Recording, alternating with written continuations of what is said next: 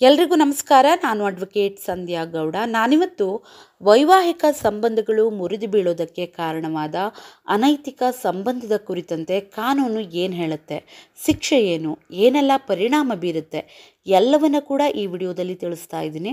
Video ನೋಡೋದಕ್ಕೂ ಮೊದಲು subscribe ಮಾಡಿಕೊಂಡು ವಿಡಿಯೋನ ನೋಡಿ. ನನ್ನ ಹೊಸ ವಿಡಿಯೋಸ್ ಬಂದಾಗ ನೋಟಿಫಿಕೇಷನ್ ಬರುತ್ತೆ. ಇನ್ನೂ ಹೆಚ್ಚಿನ ಮಾಹಿತಿಗಾಗಿ ಅಥವಾ ಫರ್ದರ್ ಕ್ಲಾರಿಫಿಕೇಷನ್ ಇದ್ದಲ್ಲಿ ಕಾಲ್ ಮಾಡ್ಬೋದು, ಬಟ್ ಕನ್ಸಲ್ಟೇಷನ್ ಫೀಸ್ ಇರುತ್ತೆ ಅಂತ ಹೇಳ್ತಾ ವಿಡಿಯೋನ ಸ್ಟಾರ್ಟ್ ಮಾಡ್ತಾ ಇದ್ದೀನಿ. ಅನೈತಿಕ ಸಂಬಂಧ ಅಂದರೆ ವಿವಾಹವಾದ ದಂಪತಿಗಳು ಅಂದರೆ ಗಂಡ ಇರ್ಬೋದು ಅಥವಾ ಹೆಂಡತಿ ಇರ್ಬೋದು, ಅವರು ತಮ್ಮ ಪಾರ್ಟ್ನರ್ನ ಬಿಟ್ಟು ಪರ ಪುರುಷ ಅಥವಾ ಪರ ಮಹಿಳೆಯ ಜೊತೆ ಸಂಬಂಧವನ್ನು ಇಟ್ಕೊಂಡಿದ್ರೆ ಹೆಂಡತಿ ಅಥವಾ ಗಂಡನ ಜೊತೆ ಯಾವ ರೀತಿಯಾಗಿ ಇರ್ತಾರೋ ಅದೇ ರೀತಿ ಪರ ಪುರುಷ ಅಥವಾ ಪರ ಮಹಿಳೆಯ ಜೊತೆ ಇದ್ದಾಗ ಅದನ್ನು ಅಕ್ರಮ ಸಂಬಂಧ, ಅನೈತಿಕ ಸಂಬಂಧ ಅಂತ ಹೇಳ್ತಾರೆ. ತುಂಬ ಜನಕ್ಕೆ ತಿಳಿದಿರೋ ಹಾಗೆ ಈ ಅನೈತಿಕ ಸಂಬಂಧ ಹೊಂದಿದ್ರೆ ಭಾರತೀಯ ದಂಡ ಸಂಹಿತೆಯ ಅಂದರೆ IPC ಸೆಕ್ಷನ್ 497 ಅಡಿ 5 ವರ್ಷಗಳವರೆಗೆ ಜೈಲು ಶಿಕ್ಷೆ, ದಂಡ ಅಥವಾ ಎರಡನ್ನು ಕೂಡ ವಿಧಿಸಬಹುದು ಅಂತ ಇತ್ತು. ಅದು ಪುರುಷನಿಗೆ ಮಾತ್ರ ಅಪ್ಲೈ ಆಗ್ತಾ ಇತ್ತು, ಮಹಿಳೆಯರಿಗೆ ಅಪ್ಲೈ ಆಗ್ತಾ ಇರಲಿಲ್ಲ. ಒಬ್ಬ ಗಂಡಸು ತನ್ನ ಹೆಂಡತಿಯನ್ನ ಬಿಟ್ಟು ಪರ ಪುರುಷನ ಹೆಂಡತಿ ಜೊತೆ ಲೈಂಗಿಕ ಸಂಪರ್ಕವನ್ನು ಹೊಂದಿದ್ರೆ ಆ ಪುರುಷನನ್ನ ವ್ಯಭಿಚಾರದ ಅಪರಾಧದ ಅಡಿ ಶಿಕ್ಷೆಗೆ ಗುರಿಪಡಿಸಲಾಗ್ತಾ ಇತ್ತು. 2018ರಲ್ಲಿ ಸುಪ್ರೀಂ ಕೋರ್ಟ್ IPC ಸೆಕ್ಷನ್ 497 ರದ್ದುಗೊಳಿಸಿತು. ಅದನ್ನು ಸಂವಿಧಾನ ಬಾಹಿರವೆಂದು ಮತ್ತು ಕಾನೂನು ತಾರತಮ್ಯಕಾರಿಯಾಗಿದೆ ಎಂದು ಪರಿಗಣಿಸಿ ಅಕ್ರಮ ಸಂಬಂಧ ಇದು ಕ್ರಿಮಿನಲ್ ಅಪರಾಧ ಅಲ್ಲ ಅಂತ ಹೇಳ್ತು.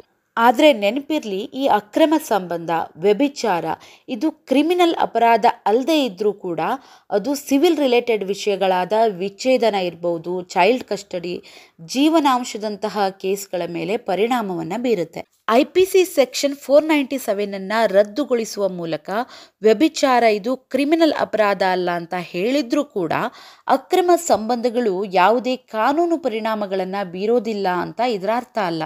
ಇದು ಹಿಂದೂ ಮ್ಯಾರೇಜ್ ಆಕ್ಟ್ ಮತ್ತು ಸ್ಪೆಷಲ್ ಮ್ಯಾರೇಜ್ ಆಕ್ಟ್ ಎರಡರ ಅಡಿಯಲ್ಲಿಯೂ ಕೂಡ ಈ ಅನೈತಿಕ ಸಂಬಂಧದ ವಿಷಯಗಳನ್ನು ವಿಚ್ಛೇದನಕ್ಕೆ ಆಧಾರವಾಗಿ ಬಳಸಬಹುದು ಮತ್ತು ಜೀವನಾಂಶ ನಿರ್ಧರಿಸುವಲ್ಲಿ ಪರಿಣಾಮವನ್ನು ಬೀರುತ್ತೆ.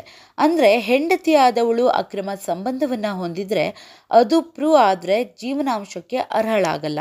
ಹಾಗೆ ಪುರುಷ ಅಕ್ರಮ ಸಂಬಂಧವನ್ನು ಹೊಂದಿದ್ರೆ ಆತನ ಹೆಂಡತಿಗೆ ನೀಡುವ ಜೀವನಾಂಶದ ಮೌಲ್ಯ ಅತಿ ಹೆಚ್ಚು ಆಗುವಂತಹ ಸಂದರ್ಭ ಬರುತ್ತೆ. ಚೈಲ್ಡ್ ಕಸ್ಟಡಿ ವಿಚಾರದಲ್ಲಿ ಪರಿಣಾಮವನ್ನು ಬೀರುತ್ತೆ. ಇದು ನೇರವಾಗಿ ಕ್ರಿಮಿನಲ್ ಅಪರಾಧ ಅಂತ ಪರಿಗಣಿಸದಿದ್ರೂ ಕೂಡ ನಿಮ್ಮ ವೈವಾಹಿಕ ಜೀವನಾಂಶ, ಮಕ್ಕಳ ಕುರಿತಂತೆ ಅನೇಕ ವಿಷಯಗಳ ಮೇಲೆ ಪರಿಣಾಮವನ್ನು ಬೀರುತ್ತೆ, ನೆನಪಿರಲಿ. ಜೊತೆಗೆ ಮೊದಲ ಪತ್ನಿ ಇರುವಾಗಲೇ ಮತ್ತೊಂದು ವಿವಾಹವಾಗಿದ್ದರೆ ಅದು ಕಾನೂನು ಬಾಹಿರ ಅಂತ ಆಗುತ್ತೆ, ಅದಕ್ಕೆ ಶಿಕ್ಷೆ ಆಗುತ್ತೆ. ನೆಕ್ಸ್ಟು ಅಪ್ರಾಪ್ತ ವಯಸ್ಕರೊಡನೆ ಸಂಬಂಧವನ್ನು ಹೊಂದಿದ್ರೆ ಅದು ತೀವ್ರವಾದಂತಹ ಕಾನೂನು ಪರಿಣಾಮವನ್ನು ಉಂಟು ಮಾಡುತ್ತೆ. ಈ ಅಕ್ರಮ ಸಂಬಂಧ ಸಾಮಾಜಿಕ, ಭಾವನಾತ್ಮಕ ಮತ್ತು ಕಾನೂನು ಪರಿಣಾಮಗಳನ್ನು ಬೀರಬಹುದು. ಈ ಅಕ್ರಮ ಸಂಬಂಧದಿಂದ ಅದೆಷ್ಟೋ ಕೃತ್ಯಗಳು, ಶಿಕ್ಷೆಗಳು, ವಿಚ್ಛೇದನ, ಮಕ್ಕಳ ಜೀವನ ಏನೆಲ್ಲ ನಡೆದಿದೆ ಅನ್ನೋದನ್ನು ಹೇಳ್ತಾ ಹೋದರೆ ಮುಗಿಯೋದೇ ಇಲ್ಲ. ಅಕ್ರಮ ಸಂಬಂಧದ ಕುರಿತು ಯಾರೇ ಎಷ್ಟೇ ಸಮರ್ಥನೆ ಕೊಟ್ಟರೂ ಕೂಡ ಅದರಿಂದ ಆಗುವಂತಹ ಪರಿಣಾಮಗಳನ್ನು ನೋಡಿದಾಗ ಅದೊಂದು ಅತ್ಯಂತ ಹೀನಾಯ ಕೃತ್ಯ ಅಂತಲೇ ಹೇಳಬಹುದು.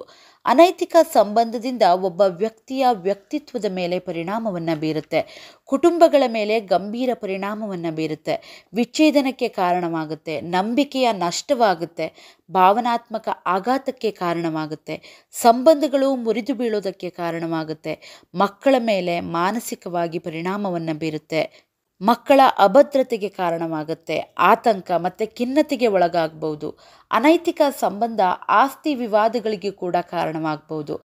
ಅನೈತಿಕ ಸಂಬಂಧಗಳಿಂದಾಗಿ ವ್ಯಕ್ತಿಗಳು ತಮ್ಮ ವೃತ್ತಿ ಜೀವನವನ್ನು ಮತ್ತು ಆರ್ಥಿಕ ಸ್ಥಿರತೆಯನ್ನು ಕಳೆದುಕೊಂಡು ಎಲ್ಲವನ್ನ ಕಳೆದುಕೊಳ್ಳುವಂತಹ ಹಂತಕ್ಕೆ ತಲುಪಬಹುದು. ಸೊ ಈ ಸೂಕ್ಷ್ಮವಾದ ವಿಚಾರವನ್ನು ಗಂಭೀರವಾಗಿ ಪರಿಗಣಿಸಿ ಉತ್ತಮ ಸಮಾಜಕ್ಕೆ ಕಾರಣರಾಗಿ ಅಂತ ಹೇಳ್ತಾ ವಿಷಯನ ಇಲ್ಲಿಗೆ ಮುಗಿಸ್ತಾ ಇದ್ದೀನಿ. ವಿಡಿಯೋ ಇಷ್ಟ ಆಗಿದ್ರೆ ಲೈಕ್ ಮಾಡಿ, ಶೇರ್ ಮಾಡಿ ಮತ್ತು ಸಬ್ಸ್ಕ್ರೈಬ್ ಮಾಡೋದನ್ನು ಖಂಡಿತ ಮರಿಬೇಡಿ. Thank you so much.